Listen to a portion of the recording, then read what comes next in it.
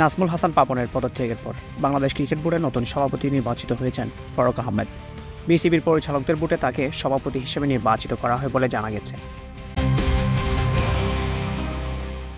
Cricket এবং দেশকে এগিয়ে নেওয়ার প্রধান লক্ষ্য বলে জানিয়েছেন নতুন এই বিসিবি সভাপতি নির্বাচিত হওয়ার পর প্রতিক্রিয়া জানিয়ে বিসিবির এক ভিডিও বার্তায় ফারুক বলেন, লক্ষ্য অনেক বড়। প্রধান লক্ষ্য দেশের সম্মান বৃদ্ধি করা, দেশের মুখ উজ্জ্বল করা, প্লাস টিমকে এমন একটা ভালো জায়গায় দেখতে চাই, সেক্ষেত্রে এইটা তো একটা বড় ব্যাপার। তাই অনেক জায়গায় আমাদের কাজ করতে হবে। তিনি আরও বলেন, অনেক জায়গায় কাজ হয়েছে, আবার হয়েও নাই।